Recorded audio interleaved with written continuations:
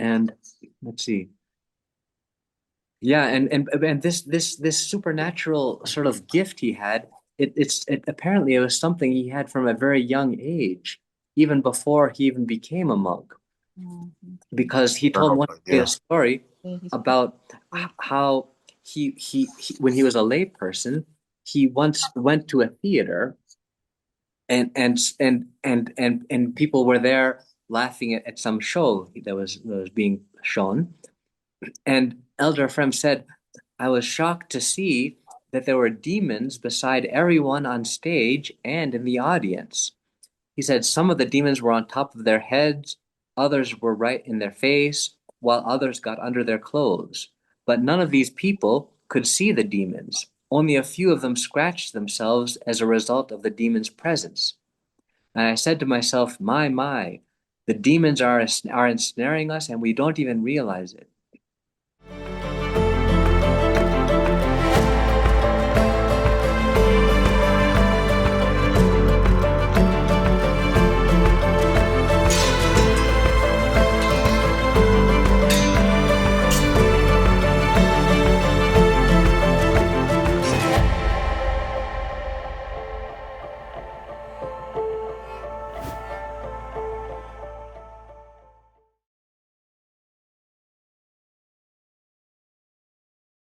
Good evening, men. Great to have you with us. Today, we will hear from Papa Ephrem. We can call him Father Ephrem, or you can call him Papa Ephrem. Okay? Was raised in Boston and converted to Orthodox Christianity when he was 17. After graduating from MIT, he became a monk at Philotheo Monastery on Mount Athos. In 1995, Elder Ephraim invited him and 5 other monks to Arizona to establish St. Anthony's Monastery. There he heard the confessions of monks and pilgrims, taught modern and ancient Greek and Byzantine chant, and created the Divine Music Project. He also translated several books, including Monastic Wisdom, Counsels from the Holy Mountain, Fire from the Holy Mountain, and My Elder Joseph the Hesychast. After serving as Elder Ephraim's cell's attendant for more than 20 years, Papa Ephrem received his blessing to serve as the chaplain and spiritual father for the nuns of St. Nelis Skeet in Alaska. In 2023, he served at the monastery dependency of St. Athanasios and John in Chicago for 2 years. Then in 2025, with the blessing of His Grace Bishop Maxime of the Serbian Orthodox Diocese of Western America, and at the behest of his spiritual father, Papa Ephrem, accepted the offer to come to St. Peter's Monastery. His latest publication, St. Peter's Monastery, is in Montana. He'll tell us more about that. His latest publication, The Angelic Life, A Vision of Orthodox Monasticism, is a compilation of patristic teachings on the spiritual life. So let's begin with a prayer. Heavenly King, Comforter, the Spirit of Truth, who art everywhere present and fillest all things, the treasury of blessings and the giver of life, come and abide in us and cleanse us from every stain of sin and save our souls, O gracious one. Papa Ephrem, kalos irtata. All right, thank you. Thank you for having me here tonight. And it's lovely to see this brotherhood you have that I can see it's doing wonderful work to support so we can support each other and in the struggle because as we all know, the Christian life it is a real struggle. So um so Gary Seraphim asked me to start out by saying just a few things a little bit more about myself, specifically how I ended up going to Mount Athos and how I ended up becoming a monk. So as Father Hans just said, I converted just when I was 17, just before my college years. And I had the blessing of having a godmother who had a very uh, deep sense of what true orthodoxy is all about, a very solid traditional sense of what it means to be orthodox, and so she was able to give me things to read that will open my eyes to what the inner life of an Orthodox Christian is.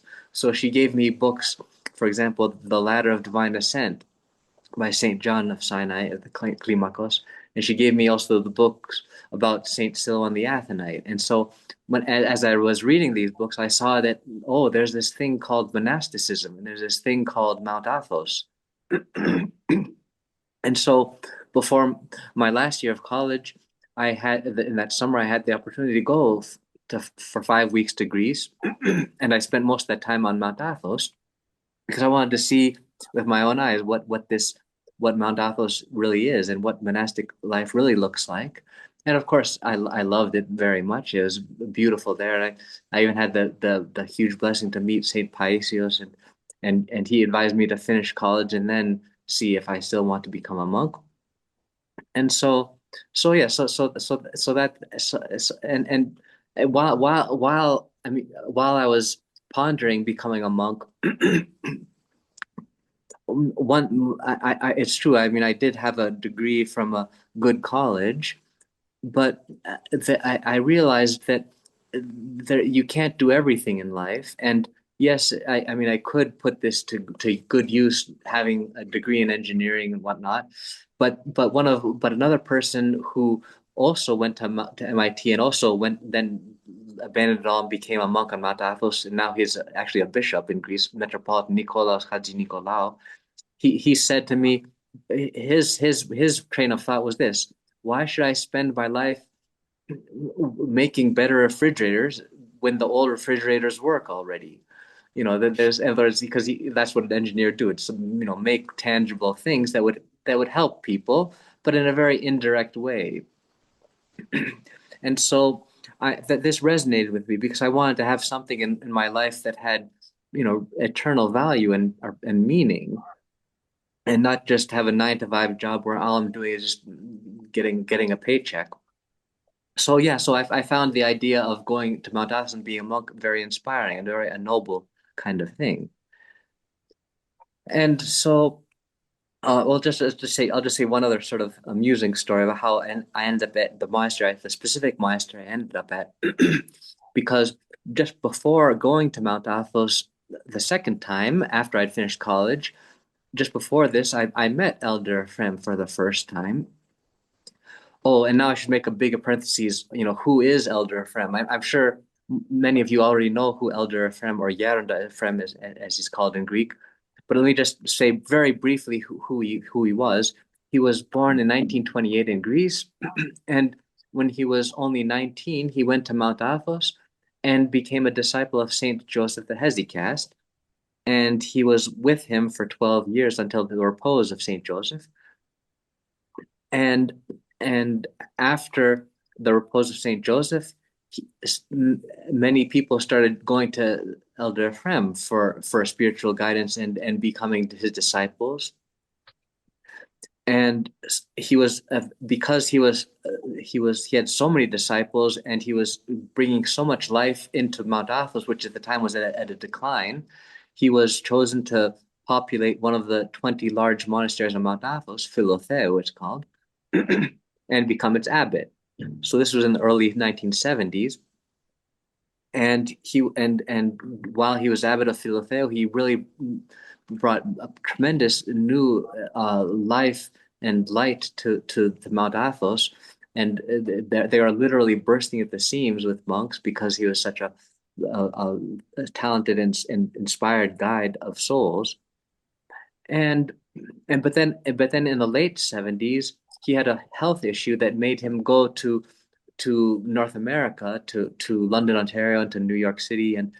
And when he was there, he saw the need that people had in North America for traditional Orthodox spirituality, because people were not confessing, people were not didn't understand the deeper meaning of Orthodoxy. And so he started coming more and more frequently to North America, and so throughout the 80s, he would spend more and more time every year in North America, going around hearing confessions, giving homilies, until finally around 1990 he resigned from as abbot from Philothea so he could be full time in America.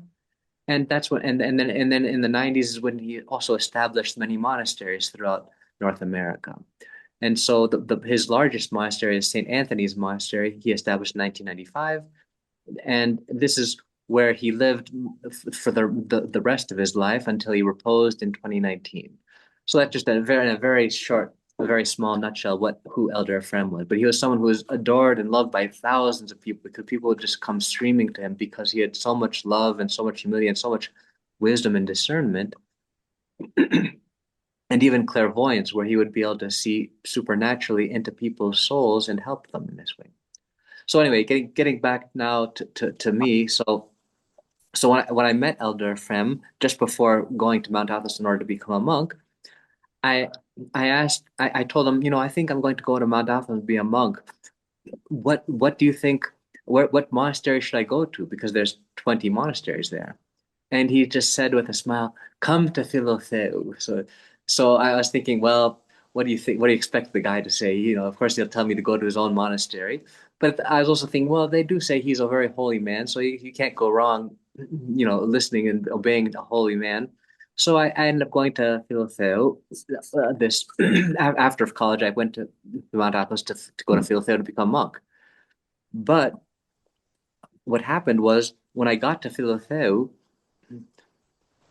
and I just as I forgot to mention that the place I met Elder Ephraim in America was at his first monastery he established in Saxonburg, Pennsylvania, near Pittsburgh. And I met him there because I was helping a friend of mine become a nun there by taking her stuff over there. And I also met the very holy abbess Taxiarchia, who passed away in 1995. And she encouraged me to take this step of becoming a monk. Because I was hesitating. I wasn't sure. Am I ready to try to be a monk, or do I need some sort of supernatural calling? But she said, well, the fact that you have this desire in your heart for something good, this can be how God is speaking to you. So in other words, you don't have to wait for some lights from heaven or something, or some voice. And so yeah, so anyway, I went to Philotheu after college, and the very first and the day when I I arrived there on a weekday. And that's actually something significant because what happens is on Mount Athos in some monasteries is that on Sundays and feast days they put the best chanters, the monks who chant the best, to sing the services, and on weekdays they just put whoever wants to sing basically. And so I arrived on a weekday, and they just had some old monk singing that was barely, getting by. And I remember the way he was singing was so awful. I mean, from a musical point of view, even though I'm sure it was very prayerful, it was just so awful. I thought to myself, oh no, how can I live here the rest of my life and listen to this? I can't handle this. I'm out of here. Forget this. So the very next day, I left and went to another monastery, Simonos Petras, where they were famous for having a beautiful choir, and they just produced recordings and everything. And so there, I loved it. And there was also a very holy elder Emilianos there alive at the time. So I went to Simos Petrus, and I was very much at peace. But then I wrote a letter to that friend of mine who was going to become a nun back in Pittsburgh. And I told her, oh, it turns out I'm not going to go to Philotheo afterwards. I decided to go to Simos Petrus because they sing so much better. Because that's what my mind was, sort of shallow. Anyway, but then when she showed this letter to her abbess, she said, "Oh no, no, no, no! He can't go to Simos Petras. He has to go to Philotheo and become monk there, so that he can come back to America and help our monasteries." So then this abbess told all 10 of her novices and nuns to start praying that I would leave Simos Petras and go to Philotheo. I didn't know about this till years later. So even though things were going very well at Simos Petras for me, after about 4 months, I started having this thought, maybe I should try something else. This doesn't feel quite right. Maybe I should try something else. So I asked Elder Emilianos if it's blessed for me to go somewhere else. And he was very gracious. Of course, I wasn't even a novice at the time, I'm just a lay person. And he gave me a list of 4 monasteries on Mount Athos to visit. And so one of them was Iviron. So when I arrived at Iviron, the gatekeeper said, "Oh, I'm so sorry. We didn't know you're coming tonight. We have no beds left for you to stay in. All our beds are taken." But just up the road, there's another monastery, Philotheu. They always have extra beds. And I'm thinking, sort of, sarcastically, oh, I wonder why they have extra beds. No one wants to go there with that kind of singing. But I said, okay, well, sure, I'll go there. Well, I think I can last one night there. So, but this time I had a completely different experience. Of course, it's all these nuns praying for me that I'm gonna do this. But also I got to meet the abbot there, and I had a very good connection with him. So I ended up staying at Philotheo. Yeah, but I was only there just a little more than 2 years before Elder Ephraim asked me and five others whose native language was English to come to Arizona to establish St. Anthony's Monastery. And so that's how I ended up in Arizona.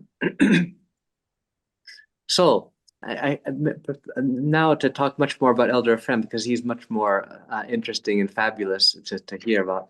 So Elder Ephraim is someone um, many people know him for his for his clairvoyance because many times the primary people the primary time people would meet Elder Ephraim most commonly would be during confession.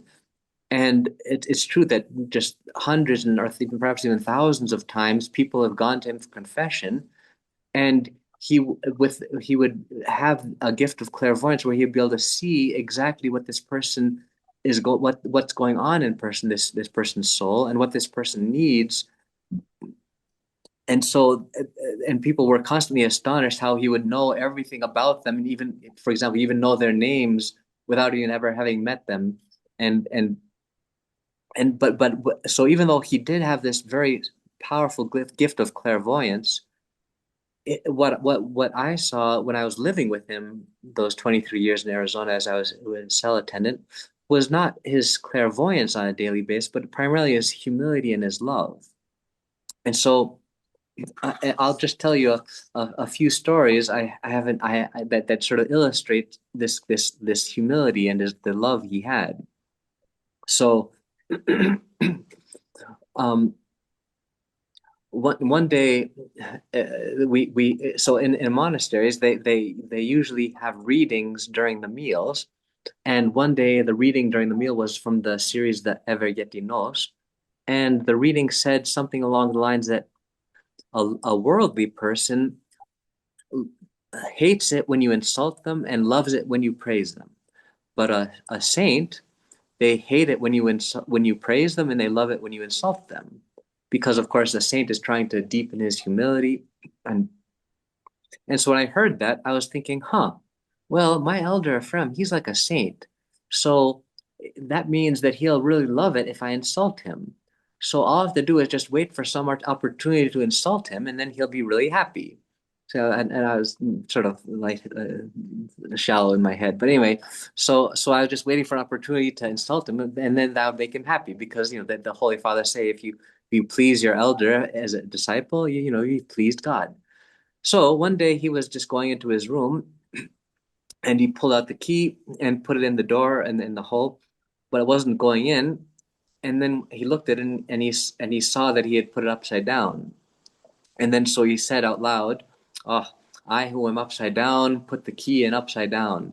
Because he would always belittle himself. He was just constantly in the sense he would just on his own try to be constantly humbling himself.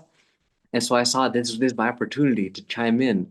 So I said, "Oh, Yaranda, Elder, have you always been upside down like that?" And he said, just a totally natural tone of voice, "Oh, yes, yes, that's always how I've been on." And so I was very satisfied with myself that I had pleased my elder, because it says, as the book says, you insult a saint and he's happy. And I did in fact make him quite happy, it turns out, because later that day he said to one of his other monks, he said, "Guess what Father Ephraim called me today? He called me upside down," and he's all happy about it. So yeah, and let's see another, but just constantly. I mean, he was always behaving in a very humble way. Like one like you'd think that someone in a position like that of great authority and he would be someone who would be bossing other people around and not doing any dirty work himself. But no, he would, as he'd be walking down the path in the monastery, if he saw some little candy wrapper lying on the ground, he'd just stoop down and pick it up. and he had so much humility. Even he was so he would confess his so everyone in the Orthodox Church needs to go to confession, whether you're the patriarch or just a lay person, and up until he had so usually he would confess to one of his oldest disciples, but after one of his oldest disciples passed away, two or three times he came to me for confession, and that was a very sort of a shocking kind of thing, because I was just a you know I was just like what 30 years old or something at the time, and he's like 80. And he would come and just come, he'd just bow down, and he'd say, he'd tell me, come upstairs, I need you, and bring your stole, I need to confess something. So I mean, of course you can't disobey your elder, but it felt very awkward to be in that kind of position. And then after the confession, of course, I read the prayer for absolution. Then he said, "Now give me your hand, and you can, so I can kiss it." And I was thinking, inwardly, I was thinking, "Oh, yeah, you're killing me under this. This is awful. It's like torture." But anyway, and then but the other aspect he had that very distinctly was his love. And I'll just mention two stories about his love. One was, I remember I'd once done something that's not proper to do in a monastery, and I knew that the abbot of the monastery at St. Anthony's would have told and would have informed the Elder Ephraim about this, that I'd done this while they were together in the church doing their confessions in the daytime. So I knew that when Elder Ephraim would come back to the house where he and I lived, I was in big trouble. So so as he came back to the house, and he saw me, from our eyes met from afar, he as soon as he saw me, he had this look of anger come over his face, and rightly so. But the beautiful thing was that his anger, it just immediately, within less than a second, just melted away and replaced by an expression of warmth and love. It's sort of like, if you can imagine, if you take a snowflake and throw it into an oven, it's just gonna just melt immediately. And so that's what happened to this anger that was on his face. And so then when he came into the house, he greeted me and then went upstairs to his cell. And then he called me on the phone and said, "Oh, come upstairs. I have to tell you something." I'm like, "Okay, I'm coming," shaking. And so when I went up to his room, and he said, his cell, he said, "Listen, my child, this is a monastery. We don't do things like that," and blah blah blah. Just very calmly and peacefully. And I was like, so yes, but he was just so loving. And another time, the other very powerful instance of his love I saw was how he would talk about one of his enemies. Of course, people like this, they don't have enemies in the sense that they love everyone. But humanly speaking, he did have enemies. Specifically, what I have in mind is during the 80s and especially in the 80s, Elder Ephraim was trying to establish monasteries, but but most of the bishops in the Greek Orthodox Archdiocese were against this. That their concern was that if monasteries are made, then people who have a desire for a devoted life to Christ would become monks instead of priests, and they see that there was such a great need for more priests, that they thought there was not going to be a good move at this time in the diocese, in the archdiocese. But anyway, so because of that, there was one bishop in particular who whenever Elder Ephraim would go to the headquarters in New York, this particular bishop would always cause him problems, and get on his case and make things difficult for him. And I knew this because Elder Ephraim would tell us stories about how things were back in the 80s, and when he was trying to get things started. But then one day, while he was at the monastery, this is maybe in the maybe 2000 or 2010, he started talking again about this bishop who back in the 80s was causing him all these problems and making things so difficult for him. But the way he was talking about this bishop was with so much tenderness and love, and he was talking about him like they're best friends, they go way back, and they're like besties, as they say. And I was just shocked to hear him talk about this bishop in that way, because I knew that this what really was his enemy. I mean, humanly speaking, because this is the bishop that was always causing him problems. And so, yeah, so it just goes to show that this idea of loving your enemies is something that he would really live. And but I did witness several supernatural things with Elder Ephraim of his clairvoyance. Like, and there's one time when I was traveling with him. It was it was late in the night. It was we were in a van, and I was way in the back of the van, and it was pitch black, and he was in the front, and there are some other monks in the van also who had already fallen asleep because it was kind of late. And the layperson, the driver, was trying to get some small talk going with Elder Ephraim, but Elder Ephraim wasn't in the mood for small talk. So to avoid that, he just started chanting. He just started chanting some things he knew in Greek by heart. And so, and then after chanting a few things, he got to the salutations, which is that very long, those 24 stanzas that every Friday night in Lent we do, and in monasteries we do that every evening with compline. So it's something he knew by heart. So you're just intoning it, Angelos protestatis ora noten et templi, like that. So as he was getting halfway through it, I was thinking to myself, "Oh, poor Jan Ephraim. He's already almost 70 years old, and he's still going around from city to city trying to help people with. How can I help this poor old man? This well, not poor. I mean, I had looking up to him, but I felt sorry for him, and I said, "Oh, I know, I can pray for him. Yeah." So at this time, I would pray for other people in I would use the Jesus prayer to pray for myself and the Jesus prayer to pray for other people. But in order not to get confused, I would use the Jesus prayer in Greek to pray for myself and the Jesus prayer in English to pray for other people. So I started praying, Lord Jesus Christ, have mercy on your servant. But when I started praying for Elder Ephraim that night, I wasn't using my mouth at all. It was completely silent and it was pitch black. But then the amazing thing, there's something really amazing happened.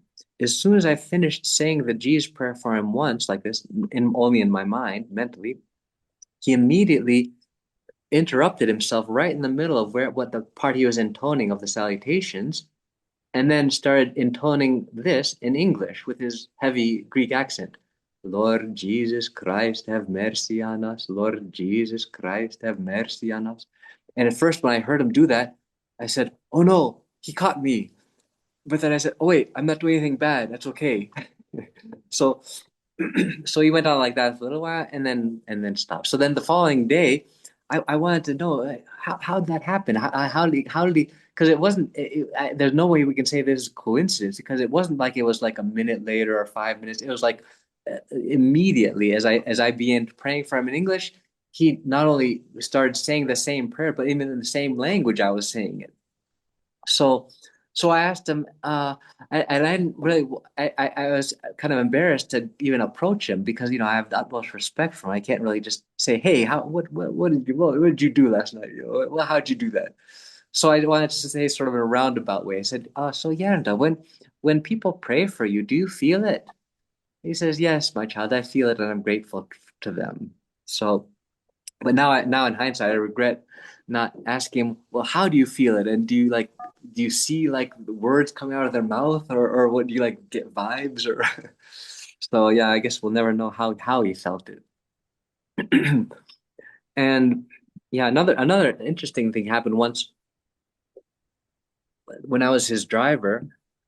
I would drive him to a local town where there are a lot of homeless people because he would like to give out some little bit of food and a little bit of money to these people who are just sitting on the road, just very, very poor. He had a soft spot for them because back when he was a kid, he was living in the post World War II era in Greece, where there's just tens of thousands of people are starving to death.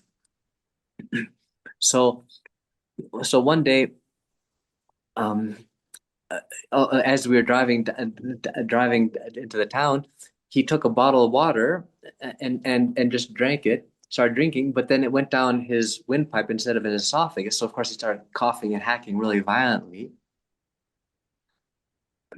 And but after about 10, 15 seconds, he coughed enough and he was, calmed down, and he said, "Oh, I knew that was going to happen." And I said to him, "Yarda, how'd you know you're going to choke on the water?" I was also thinking, well, if you knew you're going to choke on the water, why'd you drink it in the first place? I was thinking. But he said, "No, I didn't know I was going to choke on the water. But whenever I'm going to have some temptation during the daytime, what'll happen is in the previous night during my vigil, I'll have some kind of demonic attack. And based on the intensity of that demonic attack, I can tell how serious the temptation is going to be in the daytime." And so I said to him, "Yeah, if God wants you to know you're going to have a temptation, why doesn't He just send you angels to tell you?" He says, "No, no, I'm just for the demons." And then, so yeah, and there was also another time he told me about how he got attacked by a demon. Once there was a monk that was with us for many years, and he was a wonderful monk, very prayerful, humble, and working hard, very helpfully and everything. But then this monk one day had a very, well, not one, I mean, he had a temptation that to leave monasticism entirely and to get married.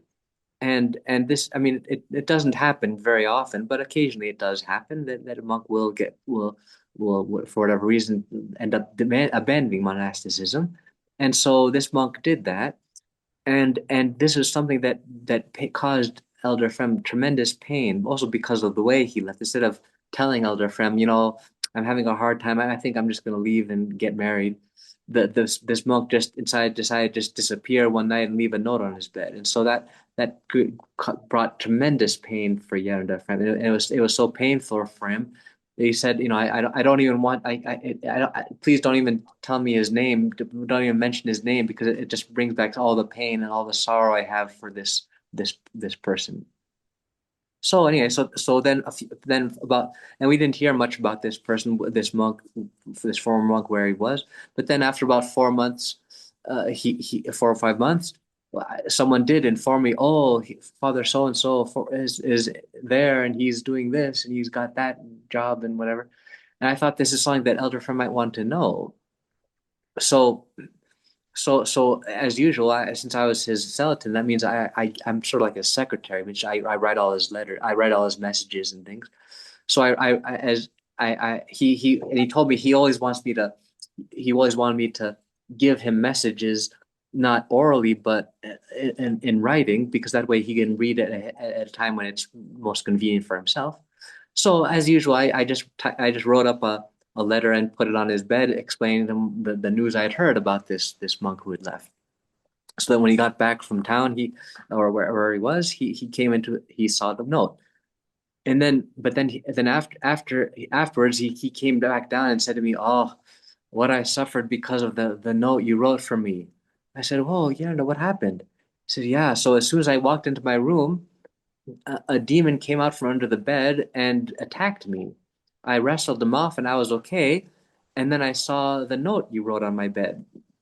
And when I read the first line of that paper, that page that said, 'Oh, Yaradai, I heard news about Father so and so,' he realized that this demonic attack uh, was informing him that if he were to read this note, this page, it would have been like it would open up the old wound. The pain he would have had would have been too much for him to bear, and it would have thrown him for a loop.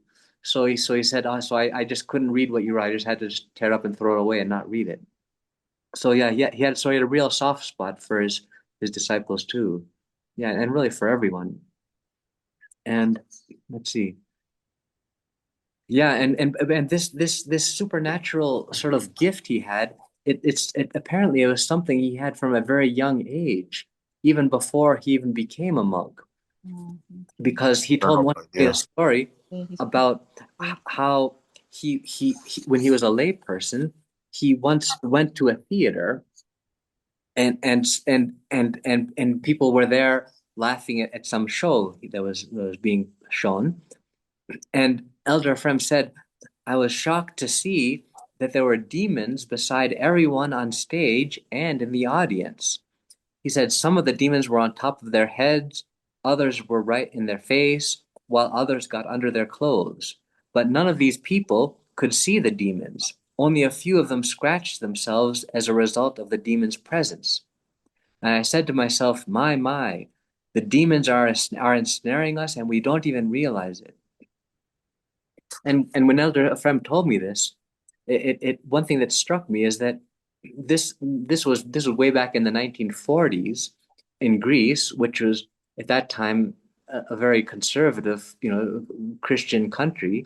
And so I'm sure that whatever that form of entertainment was, it was very, very tame compared to the kinds of entertainment and movies we see and R-rated movies we see nowadays. And so it struck me as like, well, if that's how the demons were affecting people way back then, and something so tame, imagine what they're doing to us now. Because it also reminds me of what Saint Cosmas Etelos said. I mean, Saint Cosmas Etelos lived in the late 1700s, and he was the one who had such a tremendous gift of prophecy that he said things like, a time will come when people will fly through the air like blackbirds, and a time will come that people will be in a carriage not drawn, that's not pulled by a horse, and they'll run faster than a rabbit.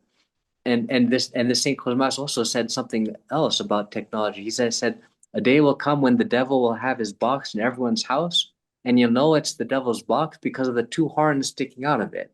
Which of course, and when I read that, I was like, oh my goodness, that's the TV. How so as soon as I heard that, when I was a layperson at the time, I realized, well, there's no way I can watch TV anymore if this is the devil's box, and Saint Cosmas said so 200 years ago. Yeah, so I say even more so, the internet and all that, because it's even more pernicious in its effects. Anyway, but getting back to Elder Ephraim, I should also point out that he was a very it goes without saying, he was a very prayerful person. I mean, one thing, well, I had a kind of a funny misunderstanding about him at first, because before I became a cell attendant, I didn't know him very well. I just listened to all his homilies. I heard in his homilies, and the recordings of his homilies, how much he emphasized saying the Jesus prayer, and we should say it all the time. And so I thought that what Elder Friend would do all day would just say the prayer all day. And so it was just 2 months after I became a cell attendant, we ended up having to go on a trip, and I had the great honor of sitting next to an airplane. And I thought that during the whole trip, he would just have his prayer open, be saying the Jesus prayer, either silently or in a whisper. And as the plane took off, he did have his prayer up in his hand, and he was saying the Jesus prayer. But then after about a few minutes after takeoff, he put his prayer up in his pocket, and then he reached down into his bag and pulled out a book that had the service of Vespers, and he started reading it silently to himself. And I was at a loss. So I interrupted him. I said, "Hey, Yarno, what's going on here? I think you said we're supposed to say the Jesus prayer all the time. What are you doing?" And he said, "No, my child, that's not how it is. He says, just like, we need variety. Just like if you eat the same food all the time, you get sick of it and you lose your appetite. The same thing can happen with prayer. If you don't have variety in prayer, you lose your appetite, and so that's why sometimes you say the Jesus prayer, sometimes you read the Psalms, sometimes you read from a prayer book, sometimes you say prayers in your own words.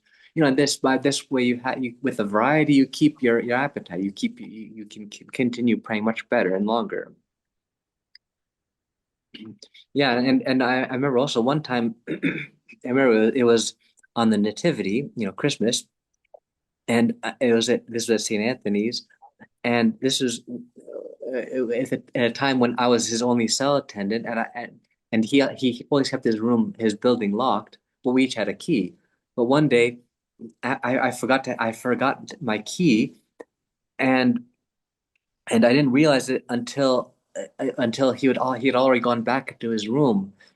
And this was so what happens is at the monasteries, we have for the nativity, you have a long vigil, like 8 hours or something, and then we have trapeza, a meal, and then we go to rest. And Elder Ephraim, he would never go to trapeza because he didn't eat that much. So after this 8 hour vigil of nativity, he went back to his room and skipped trapeza, whereas I and all the other fathers went to trapeza.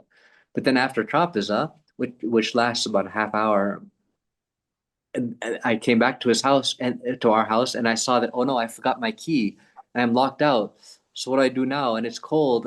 I don't mind staying out in the cold until he wakes up, maybe 2 hours from now. But if maybe he'll be upset that I didn't knock on the door. So I know I'll go to his window and see if he's still awake.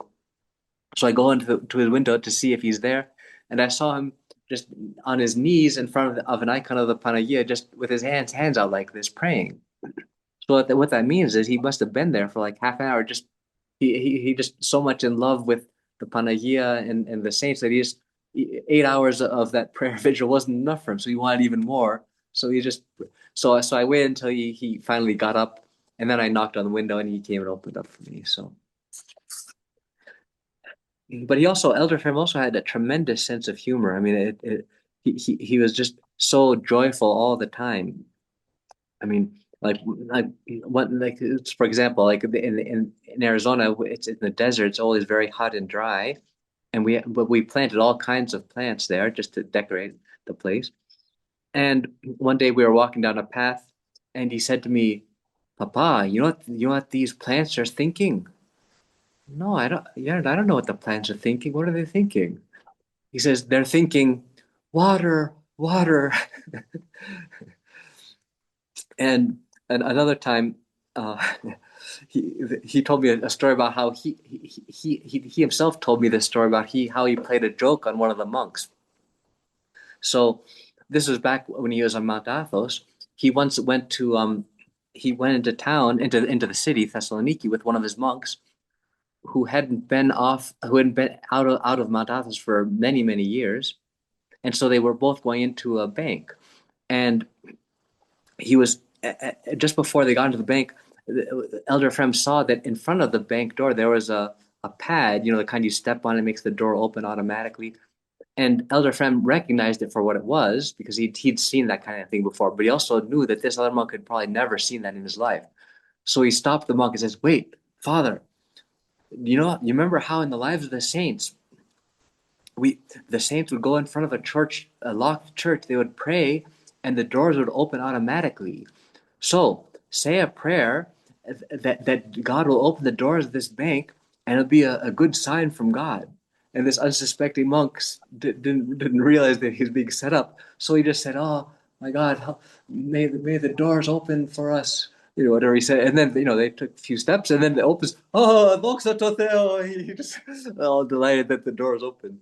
So yeah, so he's just a very down to earth, warm person. Papa Frem, those are beautiful stories. Could Yeah. you tell us a little bit about the monastery you're beginning in Montana? Oh, sure. Yeah. So this is the background. So here, this is where I am. It's called St. Peter's Monastery in Montana. And if you Google those words, you'll see the website. And so what this monastery here, it's quite a beautiful story. So what happened was there's an elderly couple, David and Betsy Hicks, who have this property for about 20 years, and this is where they live. They built a nice house for themselves. But this man, David, he's been to Mount Athos. Literally, it's hard to believe, but he's been there 70 times. And Wow. he must have like the record for anyone in North America, I think. And the reason, of course, he's been there that many times is because he loves it. He's so inspired by the spirituality, the beauty, the monks, the history and the architecture and everything. And he's realized that what America and especially Montana needs is an Athonite kind of monastery. So his dream was to donate this large property he has to any monks or nuns that would like to come and live here permanently and make it into an Athonite style monastery. And and when the beautiful thing is when he announced this to his neighbors that this is his plan, he's going to make his property into a monastery. One of his neighbors said, Oh, that makes perfect sense now because 40 years ago, when I was a kid, I used to fish at the lake right here at the border of the monastery. And more than once, I would hear the most beautiful singing up in the place where you now have your building there. And so I'd go up there and see who's singing up here. And at the time, they're just wilderness. It's just clear that nothing there. But now I see it must have been from God that this place is destined to be a monastery. So so about so about 10 years ago, David had a friend of his who was an architect draw up architectural plans for an Athonite style monastery to be built right here on this property.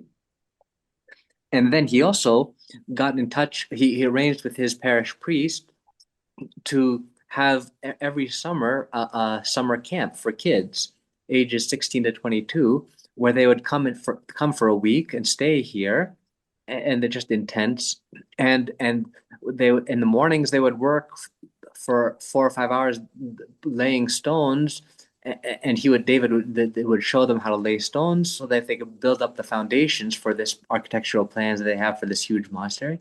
And in the afternoon they would have some spiritual discussions, and then vespers, and then a softball game in the evening. So they would do that for a week every year for the past 9 years. And the plan was for him to get some monks from the OCA, since that's the jurisdiction he belongs to.